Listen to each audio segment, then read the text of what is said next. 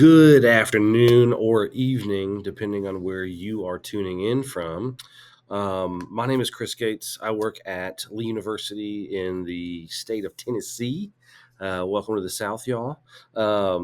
And I'm honored to present to you guys tonight this idea of stepping into the tension, leading peers with courage, compassion, and accountability. And this is really tying into CSLC's theme for the year of stepping into stewardship, right? And so, you guys, as you develop your student leadership skills, as you develop your leadership overall as a human and a person, you're going to experience tension. You're going to experience this dark side of leadership, aka why there's a giant face of Darth Vader on my screen.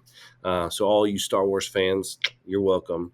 But I really want to reframe that a little bit too. This whole idea of dark side of leadership, really into a positive of stepping into the tension, being able to navigate that well with your peers, with your friends, but also just kind of acknowledging what it is for what it is. Um, and so, that's the overall theme and mission of this whole thing, is really equipping you as a student leader to step into that stewardship that God has called you to. And part of stewarding leadership and stepping into that is we have to be willing to navigate the tension and have the hard conversations and the difficult situations and be able to navigate those with grace and truth and love, and accountability, so that ultimately we can just see our students grow and thrive, and that's really kind of the purpose. And so that's what I really want to talk about tonight with you guys. Take some time. I want you to dive into this thing. I want you to really think through for yourself. Hey, this was a situation where I've experienced this, or what he's talking about really lands here in my life, or what he's talking about just makes me incredibly uncomfortable. All those things are okay. I want to name those things and really talk through them. And so the first part, before we jump into anything else, is really we have to name the tensions of this process. As a student leader, you are going to be in situations where you're uncomfortable, where you're the authority in the room or the space, and there's just natural tensions that kind of come with that. So, tension number one: you're a leader, but also a peer. Okay, there might be friends that wanted this position and applied for it and didn't get it. Boom, tension. You're gonna have to navigate that with them, and that can be really difficult, right? Because you love your friend, you think they're great, but they didn't get the position that you wanted. And so, how do you have joy in your position, but also help them kind of navigate their frustration or grief, or um, hurt, with not getting that position? And then, secondly, you also have to address behavior without harming friendships. That at times is really difficult, or maybe even impossible in certain situations. I don't want to say you're going to lose friendships over it, but leadership usually does come with a cost, and that's a tension that we have to navigate. And you, as student leaders, you have to navigate that. It can be very messy to do this work, but also incredibly beautiful and meaningful. And then you're also, as a student leader, you're responsible for certain outcomes, right? Let's not beat around the bush here. Like, we hired you to do a job. We believe you can do that job. We think you'll be great at that job, but that does come with challenges, just like anyone else. When you start a new job, there's a learning curve, right? But you're not always fully empowered to make all the decisions, and that also goes hand in hand with normal life too, outside of college. Of you are always expected to do something in a position, and maybe not fully empowered to make all the decisions. You can't decide how much money we're going to spend on something. You can't decide, what, we're going to go with this program over this one, or you can't really decide who's going to be in what positions or volunteer positions, right? Like, maybe those are things that you don't have control over, and there's a tension there. And so, for those of you who are new, you're far enough into the semester at this point to have experienced tension more than likely. But just some quick examples to get us all on the same page here. Confronting a teammate who isn't pulling their weight. This is an age-old issue, right? Any group project you've ever been in, you've always had someone, right? Go on, raise your hand. You've always had someone who hasn't really pulled their weight. And so that's a good example. Or trying to set boundaries with a friend who just sees you as just a peer. That can be really difficult too. And so those are some examples of, like, tension points that you might feel as a student leader in whatever student situation you're in. And I just want to get us there. So be thinking about these tension points in your own life and your own experiences, because they'll be helpful as we kind of walk through this. But first, the biblical foundation for this. Okay, we're not exempt. This is not just a worldly issue. The Lord knew, in all of His infinite wisdom and power, that this would be something we had to deal with. And so there's quite a bit of scripture out there to really help kind of set the foundation for what we're doing here, of how to step into this tension. And so that brings me a lot of comfort. I hope it brings you comfort too, that God already knew and He's already doing these things in advance. So I'm going to give you two. We could definitely do full sermon series on these, but we don't have that much time. So Luke 12:48, to whom much is given, much is required. Leadership is stewardship. I want you guys to understand that. If you've been trusted with influence, then you're called to use it wisely, even when it's uncomfortable. And that is a huge sentence and statement, and I want that to sink in for you guys. The Lord has trusted you with a lot, but that means there's also a lot required. But he can help you with that heavy lift. He talks about that in the scriptures quite regularly, and in Luke. And then, kind of going along too with the CSLC scripture verse, we're in First Peter, but we're in First Peter 5:2-3, where it says, "Be shepherds of God's flock that is under your care, watching over them, not because you must, but because you are willing, as God wants you to be, not pursuing dishonest gain, but eager to serve, not lording it over those entrusted to you, but being examples to the flock." Now, I don't want us to go around and comparing flocks, or talking about students as flocks, right? But this is obviously very applicable for the time of day that this was said. But your leadership isn't about your status; it's about service and being a good example. What example are you setting? Are you in your student leadership position because of what someone else did for you? Like, I know that I got into this work because of a friend. Um, and I'm so thankful for their example, right? So think about those pieces. You're here to serve. You're not here for your own gain. You're not here for your own self-esteem, ego boost, right? We're here to serve students. We're here to serve one another, and we're here to be good examples. And that's what God calls us to here. And so I want you guys to think through these two verses, because they're really shaping how we lead others with both accountability and grace. And so that can be really difficult for us to navigate those two different pieces. Sometimes we have a hard time connecting how those go together. And so I want to try to give us some really practical steps today on how to do those things. And I want to give you 4 practical steps, be very specific with you. And so first is, I want you guys to clarify expectations early. Don't wait for issues to arise.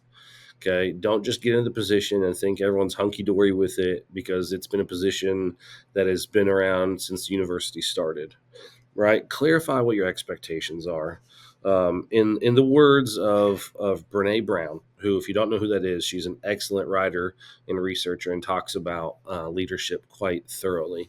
But she talks about this idea of clear is kind and unclear is unkind. Clear is kind because we are being clear with our expectations. If I want you to succeed, I have to tell you what you have to do to succeed, right? Think about any game you've ever played. If you play a game and you don't know the rules, you get very frustrated. There's no way to win. And so we have to be really clear with our expectations, so that students that we serve know exactly what to do and can perform those duties well. We're setting them up to succeed. And then when we don't share those expectations, if they're just unspoken, none of us are mind readers to my knowledge.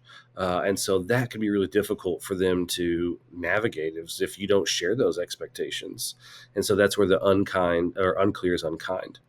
And so second, lead with consistency, right? Your behavior sets the tone. Some students will look to you for safety and security. They might be a little dependent. We'll talk about that's another workshop. But you stepping into a room might really add a lot of comfort for some people, right? Your presence might be very calming. Your presence might be very, hey, we're about to have a fun, good time, because you know Joe's here, right? Or Sarah walked in and we just know they're the life of the party, right? Lead with consistency. Know Let those students know who you are and what to expect every time they interact with you, because that is really going to help create the culture of your hall, of your team, of your campus. Third, have hard conversations with humility. This, we could do a breakout of just this, okay? Truth and love isn't soft, it's sacred. A lot of times we think that if we're being really kind and caring, or we're not, slamming a hammer down, that we're just letting them off easy. But we're entering into sacred spaces when we get to have these hard conversations. And let me just say this, we're in the context of higher education, so all of our students are probably 17, 18 years of age or older. God's been working something in their life, whether they know it or not, whether they're actively involved with him or not, but God's been actively knocking on their door of their heart, of their life, for 17 or 18 years, and now he's asking you to step into that story with him. And that's really meaningful. That's really sacred. And we don't want to take that for granted, or we don't want to take that lightly. And so this idea of having hard conversations with humility is just understanding that we're not going to be able to fix a student, and our goal isn't to fix a student. Our goal is to call things out in students in a way that lets them know, hey, you're better than this, and we want to see more of you. We want to see this pulled out of you. There's a lot of potential you have to do more and better. And that will come through in leaps and bounds if we can approach that conversation through the lens of God's doing something in the student's life, and he's asked me to partner with him in that. So that's that piece. Fourth, please, please, please, please stay rooted in your why. If you don't know why you're doing what you're doing, it's going to be very hard to stay motivated and engaged um, when things get tough. We're in the middle of a semester, and you've probably already felt the grind. You've felt the pinch and the difficulty of balancing being a student with being a student leader. With difficult situations. And so if you don't know your why, it's gonna be really hard to stay motivated. You're not just leading tasks, you're really shaping community, you're creating culture. You are representing the university and your team and other people in a lot of different ways. And so if you don't know your why, I really want to encourage you in this moment, try to take time tonight to figure that out. There's lots of resources out there. There's good books. One of the most famous ones is Simon Sinek's Find Your Why.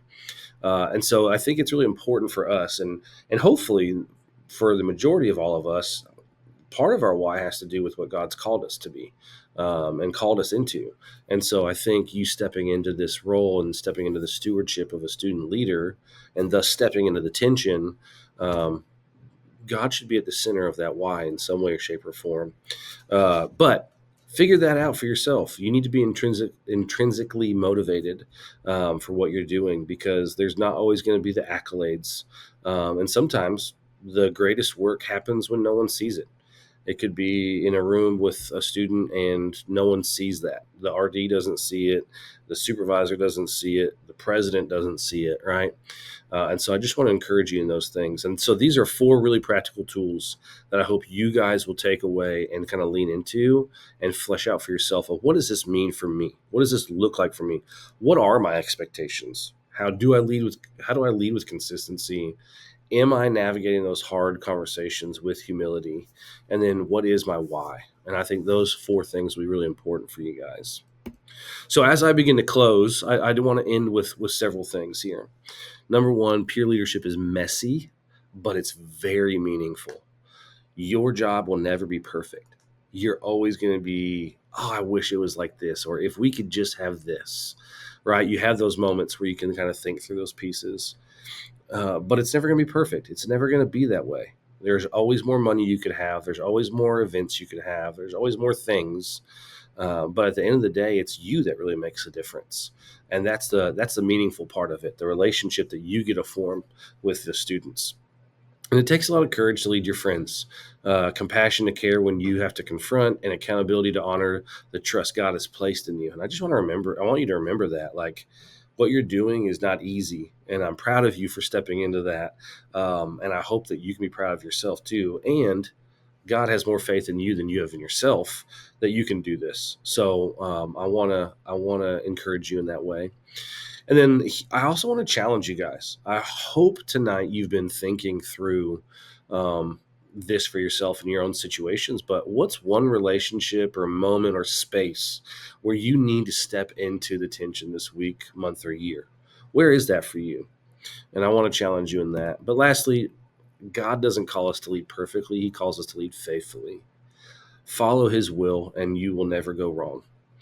Stay rooted in Him, and He will lead you beside still waters. And so I just want to encourage you guys. It's not about perfection, it's about faithfulness.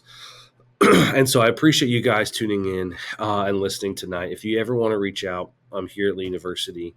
But I'm proud of the work that you're doing, and I hope that you've been motivated and that this has been helpful. Have a great night.